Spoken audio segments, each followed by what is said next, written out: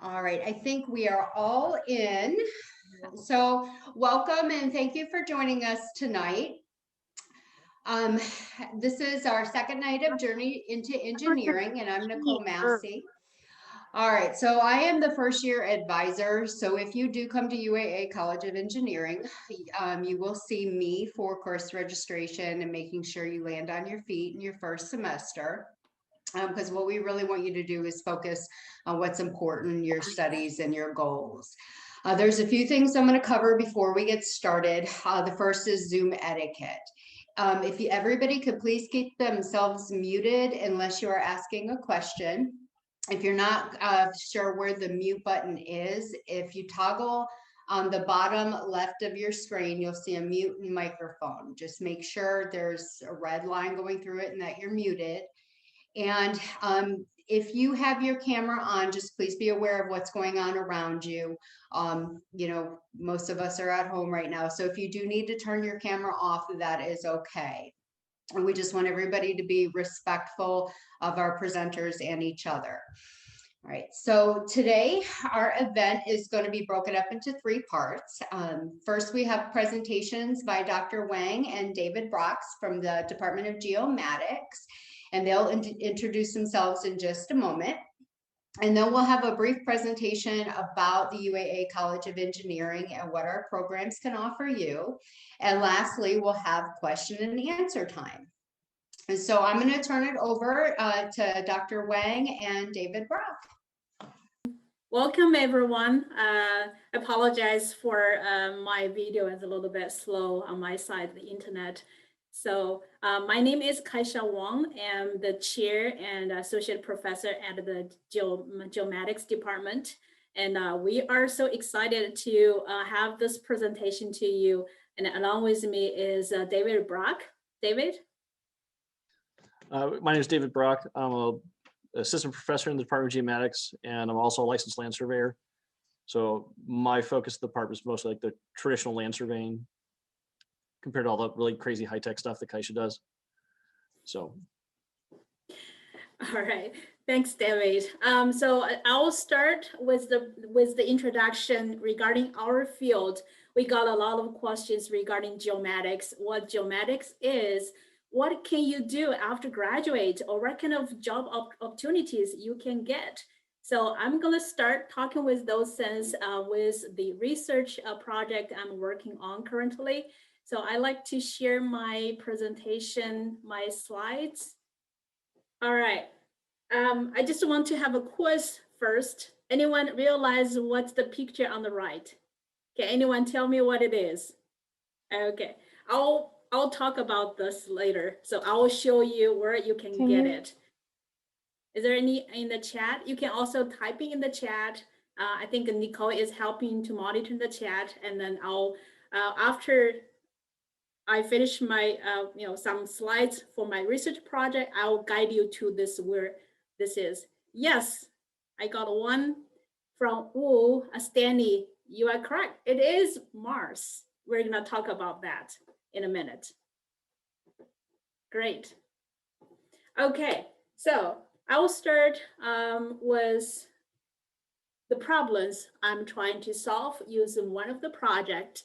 So we have in Alaska, you might already seen this color roster road in Bethel. This is the huge problem we call it subsidence problem in Alaska. And Bethel is one thing. Because of the climate change, we got warmer temperatures every year. The temperatures increase every year, especially in recent 10 years. Alaska has seen that warmer temperature in wintertime, in the record, and that caused the permafrost thawing and across the surface, across our land, and then some areas are soaring more, some areas soaring less. As you see, that give us this unstable surface, and it's caused a lot of problem to our infrastructures, like the road you see, also the buildings, and it's cannot the buildings will be in risky we cannot, rely on that. So it's one of the things to kind of monitoring or to make sure that we understand the change so we can prevent or we can fix before it's getting worse. So this is require us to monitoring those, constantly. And in large area, we know Alaska is huge. How we can monitoring those in, with constant like daily or monthly or yearly for those changes. So that is the problems I'm trying to solve with this project. Now, as you know that it's hard to do anything on the ground. So one of the technologies in geomatics, we are using satellite-based monitoring. Now, from this major in geomatics, you will learn how to choose which type of satellite we can use and why you choose that type of data. And what I'm going to show is the data I choose for my project, because based on the need, based on the problems, and that's why we choose this type of problem, this type of data. And I want to show you some of the cool things for the satellite, and we are utilize those high-tech knowledges to provide us the data. Okay.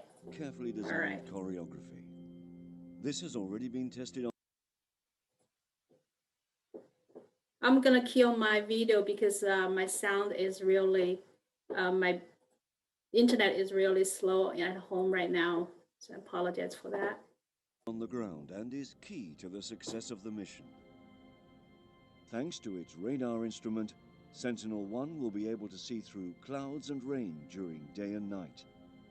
It illuminates the scene that it's about to acquire, meaning it sends out radar waves, it collects the reflections back at the satellite, and using those reflections, it maps out what is happening, what are the structures on the surface. This information will be used both for emergency responses in the event of floods and earthquakes, as well as marine and land monitoring, civil security and climate studies. These radar images will allow scientists to detect tiny changes in volcanic activity, help the captain of an icebreaker find the safest route, and allow a better management of shipping routes worldwide. About 90% of the worldwide good traffic goes by ship, and we don't have at present a global monitoring system to monitor ship traffic. With the launch of Sentinel-1A, we will start to build such an operational system. After a year, Sentinel-1A will be joined by its brother Sentinel-1B, mapping the entire world at unprecedented speed and resolution, collecting between 250 and 400 kilometers of information in one single pass. The Sentinels won't be the first satellites to look at Earth, but they'll be the first ones to do so continuously as an operational tool within the Copernicus program. Copernicus is all about providing a operational service. It is not only to provide the data of high quality as we've been doing in the past years, but also to do it timely and easy to access to the users. Once the first pair of Sentinels are up and running, a second duo is scheduled for launch in 2015. In total, the European Space Agency is building 6 families of Sentinel missions, co-financed by the European Commission for the Copernicus program, each to deal with a different area, but all providing valuable information to help understand the health of our planet.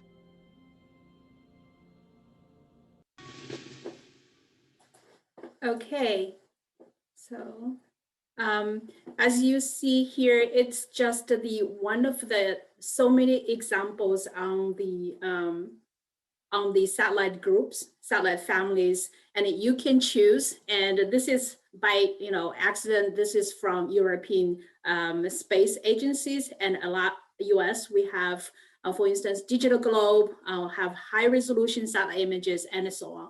But for this one, I pick for this project because it has what we call synthetic aperture radar. So it's like the eyes of us. So our eyes can watch, can see different things with colors, right? You can see details. And this type of a sensor can see through the clouds. So there is no, even at night, it can still capture the sense on the ground we are interested. So that is one of the advantage I pick for this one. And you're gonna train for different sensors, which one is gonna good for the applications. Another thing is it has a very short revisit time. So that means any place on the ground, on the earth, and we can revisit it. The satellite can revisit 6 days. So it's very, very frequent to revisit. So we can use the data, for the same area. So that is some highlight for this type of sensor we're using. So back to our problem. Now, if we get the data as from the satellite, from the Sentinel-1, and this is the data you're gonna get. So before we do any processing analysis, it's just to feel like noises, right? It's like has black lines and also has kind of a white black. It's like static noise on the pictures.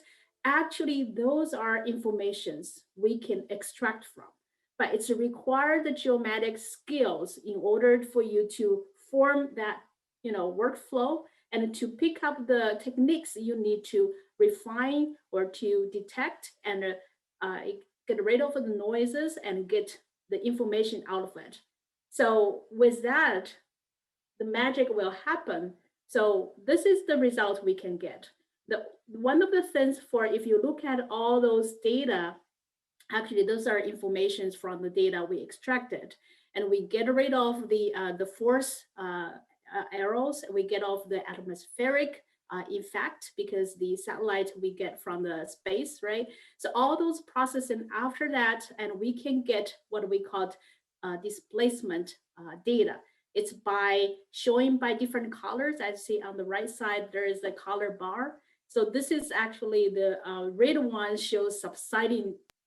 All right, so this is actually tells a lot of information we can use for design because the red colors shows the high subsiding measurement we get from the satellite data, and the blue colors shows the less subsiding areas on this same area. This is actually from a oil pad in our North Slope. So we just use satellite we can identify those problems, like the areas which shows like the first one, which is just a 1 month, less than 1 month period. And we can show that the changes on the ground, and that's give us very important information. We can use it to identify the problems on the ground. So this is actually very useful. We can apply it, to not just the one area. We can use that one swath of the image and we can identify the changes, what we call displacement on the ground vertically. So that means if that vertical change is too big, that means that area is sinking, right? If it goes up, so that means that area is rising up. So that will cause the foundation problem for our infrastructure. So this gives us that measurement we can get. Okay, so we can apply it to other areas, for instance, like Bethel Airport. And we use that same type of data and do the analysis, and we can identify along the air strips, like those red areas as you see on the bar, what are the areas are subsiding? Like those areas are, it's gonna subsiding according to that time we estimated per year. It's gonna be 45 or to 30 millimeters subsiding. That is huge if you think about per year. So that means next year gonna double. So it's per year, it's a speed. So this is deformation velocity. So this is just to demonstrate that with the new technologies we have from the geomatics field. So, and we can actually monitoring the remote areas that we can access, and we can see or understand the changes, and we can prevent those subsidings if we need, using the engineering's technologies to reverse it if possible, right? So that is just, I want to show you one example. I know the time is so limited. I want to, then I'm gonna move to the next exciting part, if you are with me. So let's have some fun with exploring the Mars. Actually, this is based on the GIS technologies, but the data are provided from our surveying concentration. So those two actually are two majors from geomatics, but I want to show you how those techniques can provide us to just everybody to access the place or to remotely explore the place. I'm gonna copy this link to our, to our chatting room so that everyone, maybe, Nicole can share that with everyone, and you can play it on your side along with me if you would like to. Or you can just watch me play here and you can play it afterwards. Okay, so before we play with it, one of the things I want to highlight is that everything is driven by the data as well as the GIS technology. So that's why we can share and we can explore it. So let's start now. And then you can change, for instance, you can change the color to this type of color. So that is the image actually you see from the before. I just copy where the Perseverance rover landed, the site where it's landed. So you can have this little bar here, as you see, and this is where the rover landed a couple of days ago. And you can switch to different base map, and currently it's showing as a blue, green, yellow. So this is the typical topographic color we use to show the elevations. So the blue and green shows the elevation, which is low, and then the white and yellow shows elevation is high. So that means that you can see all those craters on the surface. And the magic thing is that actually, let me switch to a little bit less. I think internet bandwidth requirement. So actually, if you are, if you rotate it, and sorry, I need to working with my mouse a little bit slower.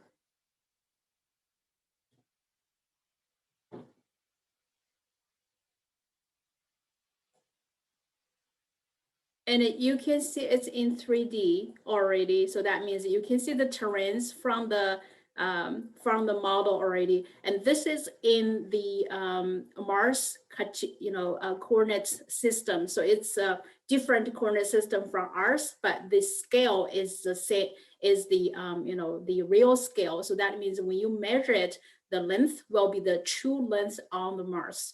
And also you can do all sorts of measurement. For instance, if we find a crater around the landing site, and we can understand the size of the crater, the diameters, we can measure it.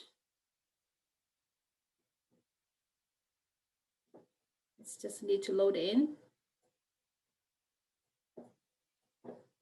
And then you can rotate, you can move around, and then we can measure what's the diameter of this one. So you can do,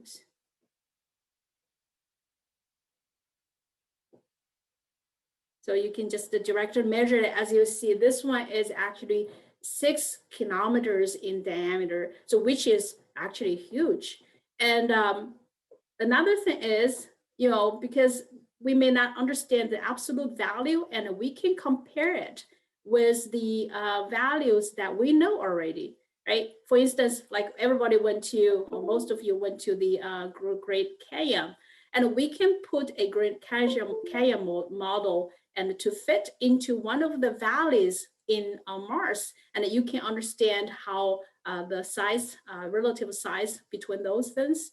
And if I move to the famous, it's called Marineris, which is the large valley on the surface on the Mars. If we can move around, So you can play with it, and they also have tweeters, and you can, if you have a Twitter account, you can also tweet to those locations.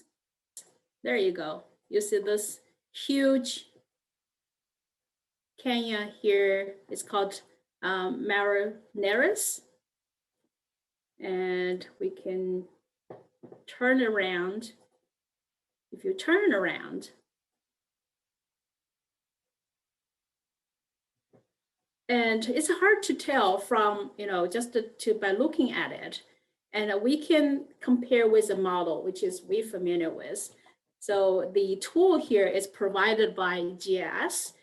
And by the way, if you're interested in this direction, actually you are able to develop similar type of apps so that could connect with everybody. And we can do, for instance, we can have a 3D models. If you click on, compare, and then just go to 3D models, and then pick up the favorite 3D models you like. They have Everest, they have Grand Canyon. I want to understand the Grand Canyon compared with this place. Just need a time to load in. And you can move up and down. And you can also move around so that it's touched to the ground of, I just need my internet is quite a bit slow right now.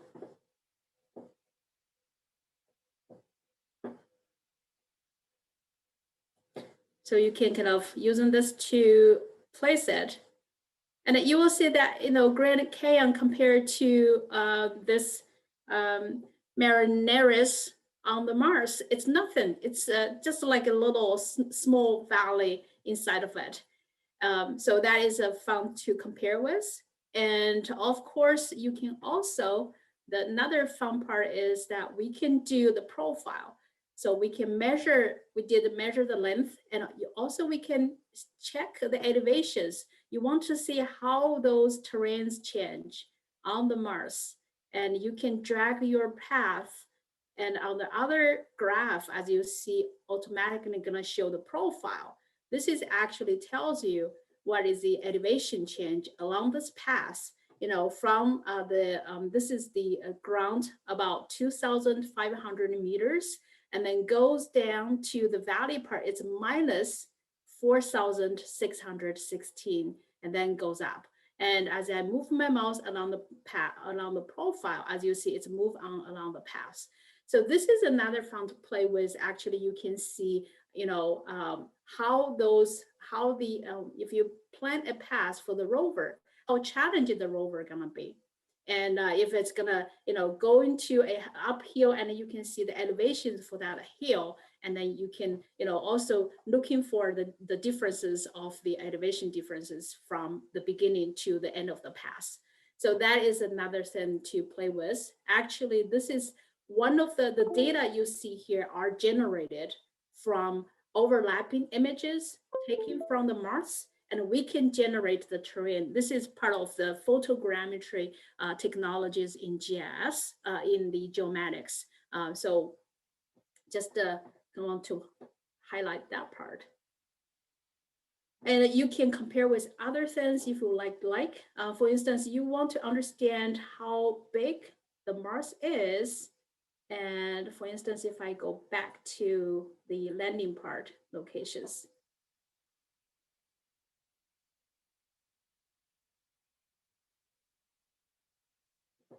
this is actually close to the lake.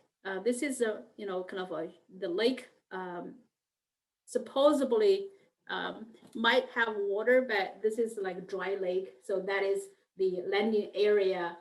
Scientists are interested to looking for that area, see if we can find water. That is one of the reasons we landed here.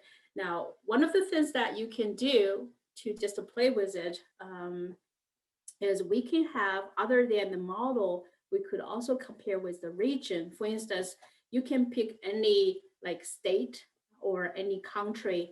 And for instance, let's pick Alaska, right? So this is us. So let's pick Alaska, and we place Alaska on Mars.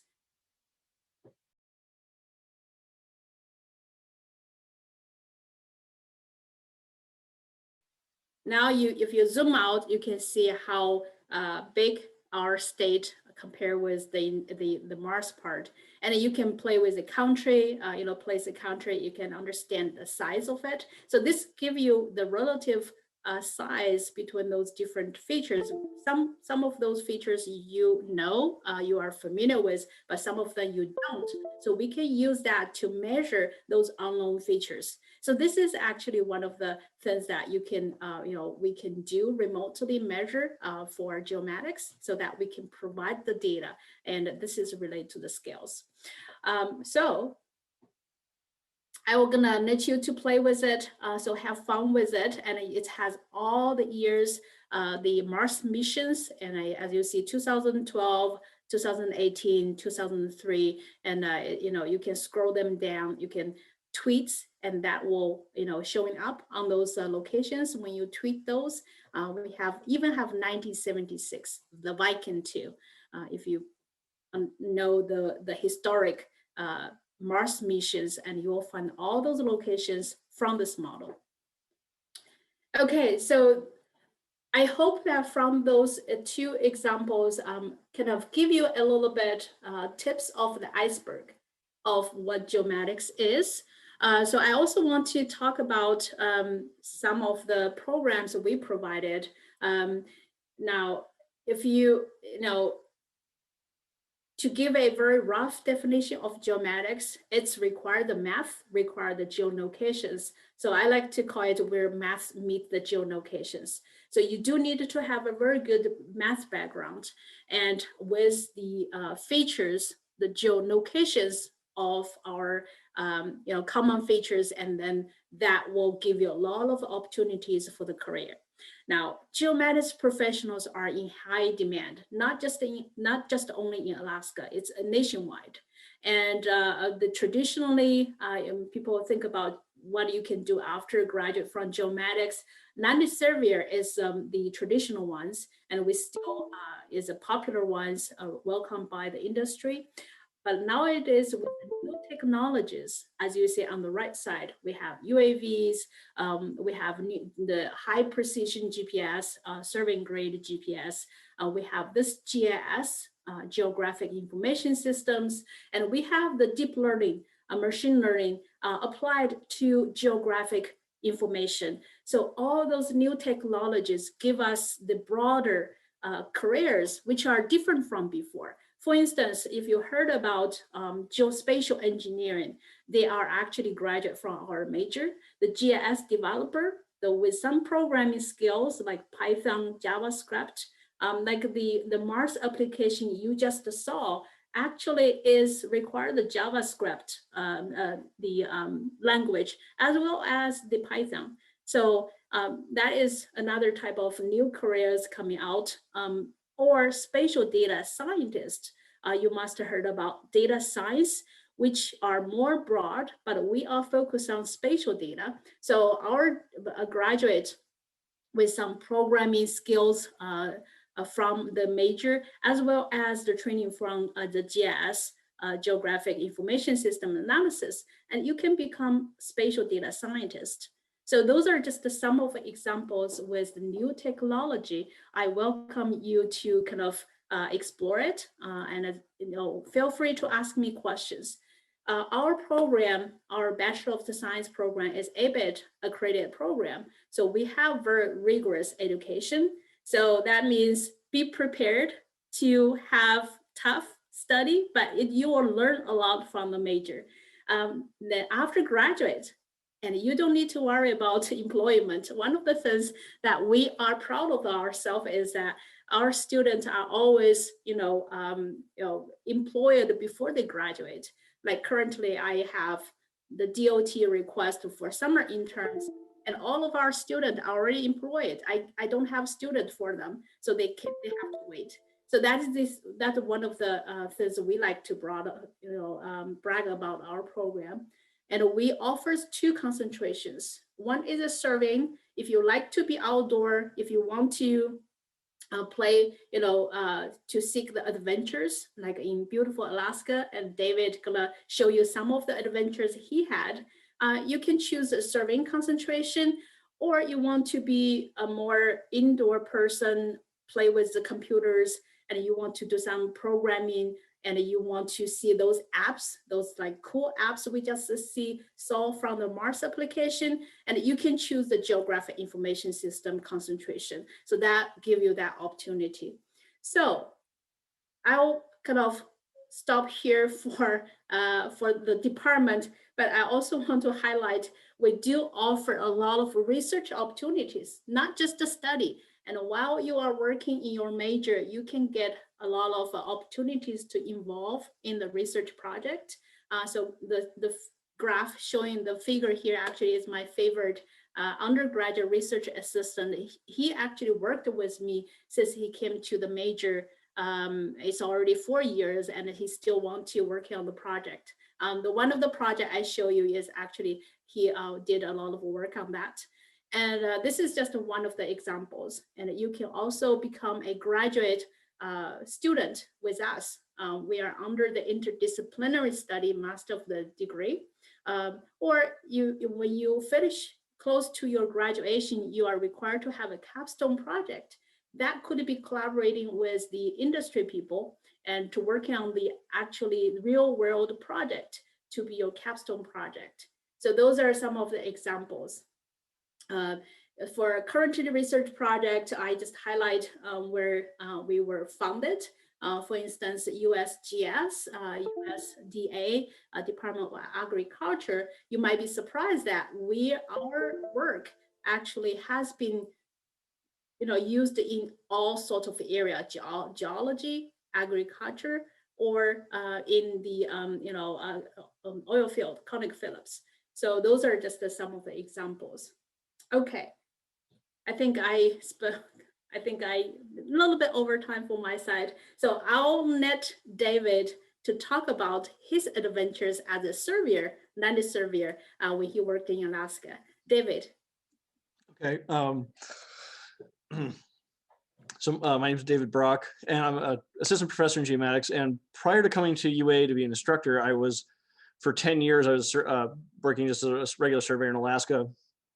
And one of the things that's unique about Alaska is how big it is. And I requested remote control of the slides. I need the next slide, Kaisha, if you can change it. So it's how big it is. You end up traveling a lot. And again, and we've talked to our current students and our graduates, even during summer internships, there's a lot of moving around Alaska. And there we go. And this is actually a Google Maps utility. So it's a GIS system, but not that sophisticated and very user friendly. I actually created this for friends and family who live outside Alaska, so they could see all the, keep track of where I was going over the last 10 years. So go to the next slide. And this is the one place where I went outside of Alaska, where my job took me outside of Alaska, was to Wake Island. It is a coral atoll in the middle of the Pacific. It's halfway between Japan and Hawaii. But surveying a tropical island is nice, but I've done most of my surveying in Alaska. And next slide. So one of the more interesting places I've been is in the Pribilof Islands. And I don't know if you're familiar with the Pribilofs. If you look at a map of the Bering Sea, the little islands in the center, those are the Pribilofs. And I went to St. George, and there's a northern fur seal rookery there. And so there are all these fur seals that are moving around. And we were supposed to actually be surveying in the area where they were and it was actually mating season, and we were told we weren't allowed to. So you go to the next slide. And I bring it up because it's probably the most isolated place in Alaska I've been. And next slide, Kaisha, if you could. Okay. All right, we got a question in the chat about just repeating what island that is. It's St. George. This is St. George. Oh, hang on. Am I controlling this now?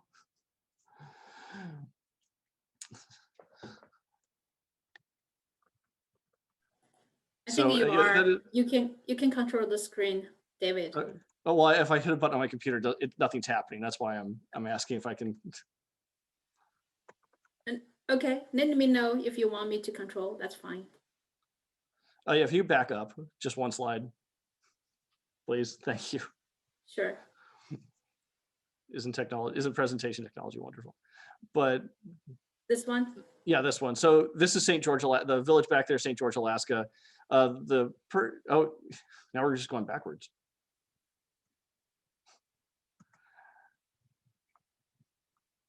Yeah, I know it's, so this is St. George, Alaska. And I brought this up because this is the most remote place I was ever sent. And it's a small island. That person there is a guy named Andrew Rexford. At the time, he was my college intern. He's since graduated and he's working as a land surveyor locally here in Anchorage. And you can see the village of St. George in the background. And next slide, please.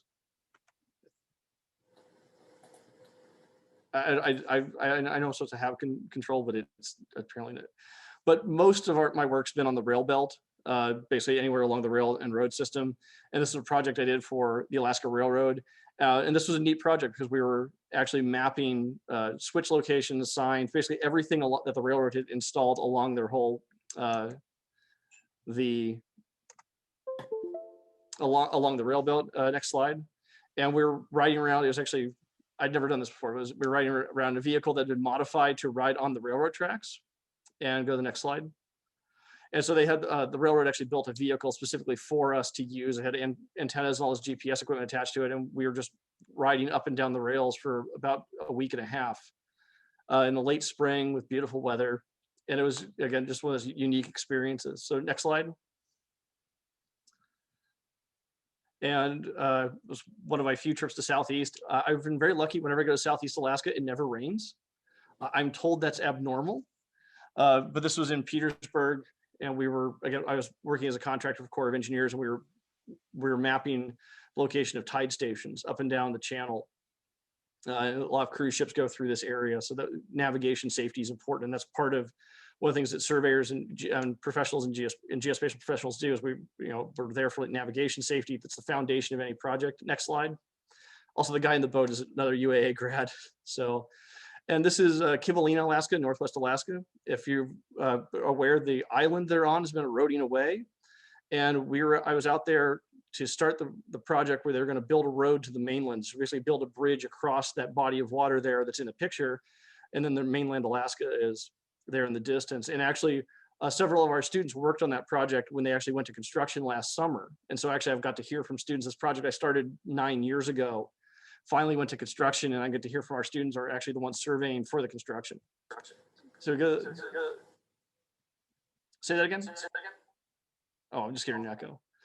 Of course, in Alaska, a lot of remote travel means a lot of small aircraft. I love flying. I love flying in small aircraft. I've been flying in helicopters for a long time. My uncle was a commercial helicopter pilot for a long time, so he'd always take me up when we'd visit. Next slide.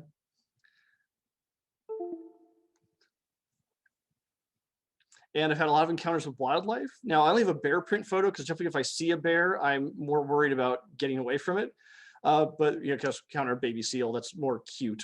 So you stop and take a photo of it. Next slide. And this was one of the things I really love about land surveying is the independence. You're working largely, without a lot of supervision. So there's a lot of risk there, but there's also a lot of independence.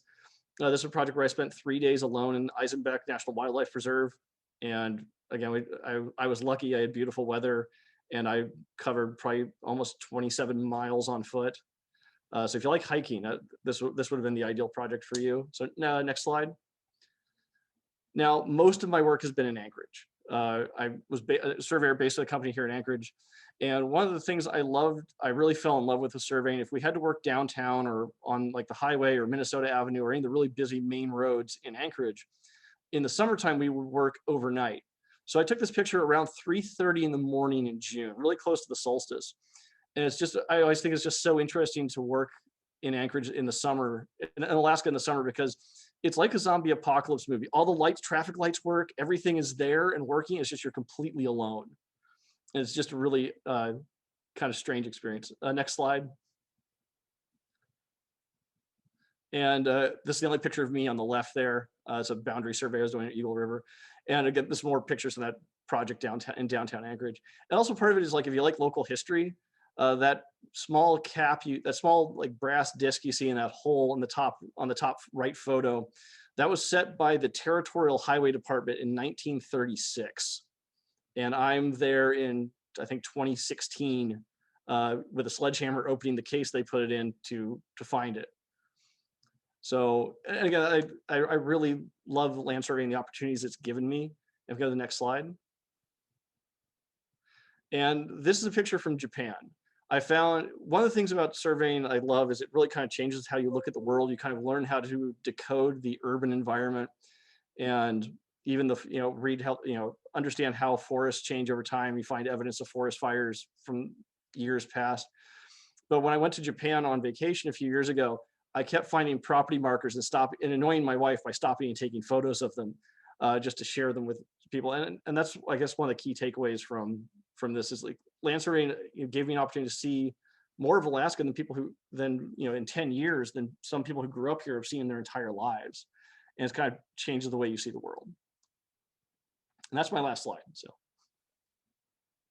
Okay, great. Hopefully that you're enjoying those beautiful views and those adventures.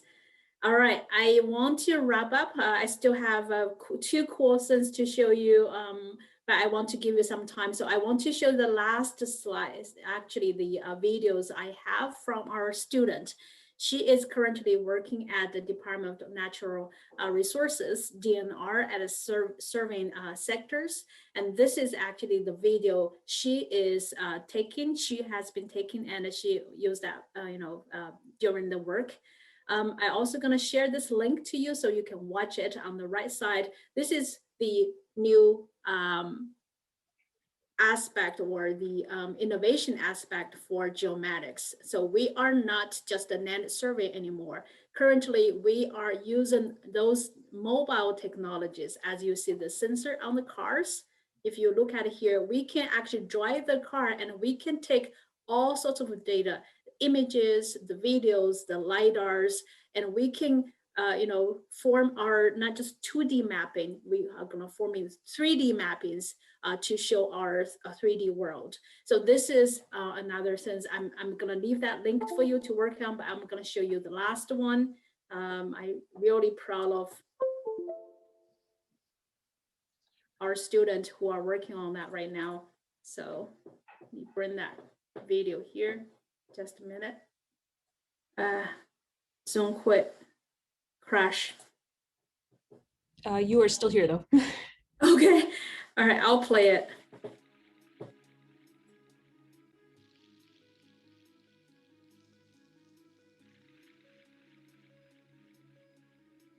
How's the video on your side? Is it good? It looks really good.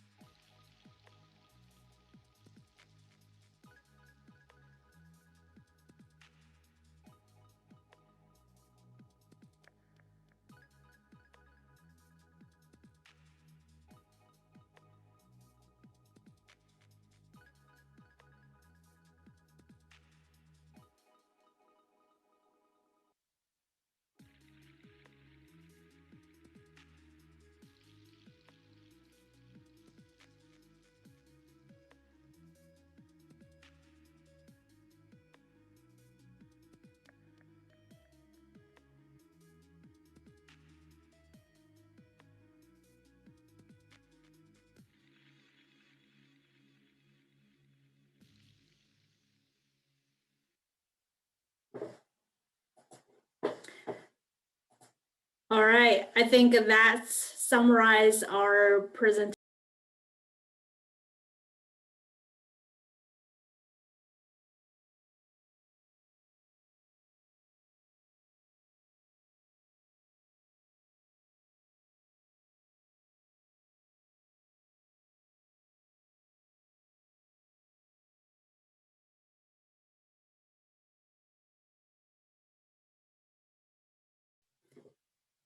I want to point out for folks who are maybe not interested in outdoors, but just want to do indoors. And we have a lot of opportunities for do programming and as well as the app applications. So for cell phones, mobiles, or